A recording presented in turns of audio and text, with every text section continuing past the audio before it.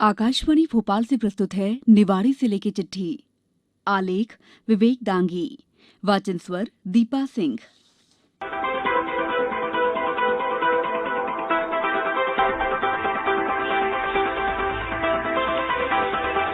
निवाड़ी जिले में अब मौसम बदलने लगा है। सुबह सुबह हल्की सर्दी होने लगी है। शाम ढलते सर्दी का एहसास बढ़ चला है। इधर किसानों ने भी अपनी बुवाई शुरू कर दी है। निवाड़ी जिले में अधिकतर गेहूं और चने की फसल बोई जाती है। पिछले दिनों प्रमुख सचिव पर्यटन और संस्कृति शिवशेखर शुक्ला ने जिले के ओरछा में पर्यटन के विकास और विस्तार के संबंध में संबंधित विभागों के साथ विस्तार से समीक्षा की। उन्होंने निर्देशित किया है कि ओरछा नगर और सभी पर्यटन स्थल हमेशा साफ सुथरे और आकर्षक हों, ये सुनिश्चित किया जाए। साथ ही प्रत्येक पर्यटन स्थल के महत्व को बरकरार रखते हुए उनकी सुरक्षा की पुख्ता व्यवस्था की जाए। श्री शुक्ला ने निर्देश दिए हैं कि ओरछा स्थित सभी पर्यटन स्थलों पर उनके ऐतिहासिक महत्व की जानकारी दर्ज कराएं। सभी स्थलों पर गार्ड हों जो ड्रेस में हों। इनसे संबंधित जानकारी का साहित्य पर्यटकों को सुलभ रूप से उपलब्ध कराने के लिए व्यवस्थित लाइब्रेरी बनवाई जाए। पर्यटन स्थलों के आसपास आकर्षक गार्डन भी विकसित करें और इसका समुचित रखरखाव किया जाए।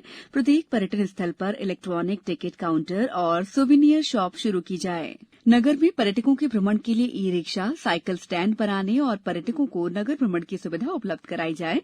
ओरछा स्थित लक्ष्मी नारायण मंदिर से चोरी गई प्रतिमा के संबंध में जिला कलेक्टर ने पुलिस अधीक्षक से जानकारी ली। उन्होंने ओरछा स्थित लक्ष्मी नारायण मंदिर की ड्रोन द्वारा वीडियोग्राफी कराए जाने के भी निर्देश दिए। निवाड़ी जिले में सरदार वल्लभ भाई पटेल की जन्मतिथि 31 अक्टूबर को राष्ट्रीय एकता दिवस के रूप में मनाई गई। राष्ट्रीय एकता दिवस के अवसर पर कलेक्टर ने कलेक्ट्रेट सभा कक्ष में जिले के सभी अधिकारियों को राष्ट्रीय एकता की शपथ दिलाई।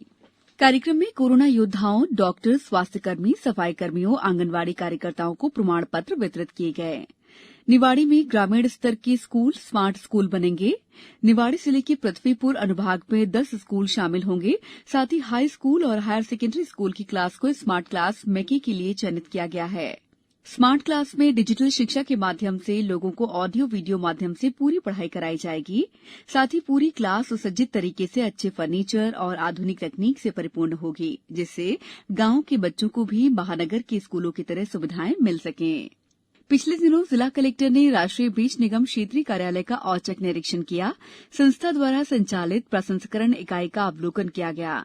संस्था में उपलब्ध बीजों के बारे में विस्तृत जानकारी दी गई और क्षेत्रीय प्रबंध निवाड़ी को निर्देशित किया गया कि एनएससी के द्वारा निवाड़ी जिले की सभी सहकारी समितियों में आवश्यक मात्रा में गुणवत्ता युक्त बीज अतिशीघ्र प्रदान किए जाएं।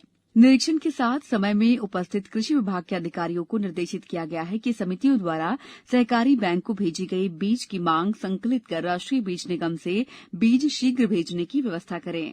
इसके बाद उन्होंने प्राथमिक कृषि साख सहकारी समिति केना में रासायनिक खाद वितरण की स्थिति का जायजा लिया और समिति प्रबंधक को निर्देशित किया गया कि किसानों को बिना ब्याज के ऋण उपलब्ध है तो उन्हें समय पूर्व रासायनिक उर्वरक वितरण शीघ्र किया जाए, जिससे गोदाम जल्दी खाली हो जाएं और जिले में उर्वरक की मांग की जा सके। उन्होंने समिति प्रबंधक को रासायनिक खाद के साथ साथ बीज वितरण कराने के भी निर्देश दिए। निवाड़ी जिले के ओरछा में विश्व प्रसिद्ध श्री राम राजा मंदिर के खुलने के समय में परिवर्तन किया गया है।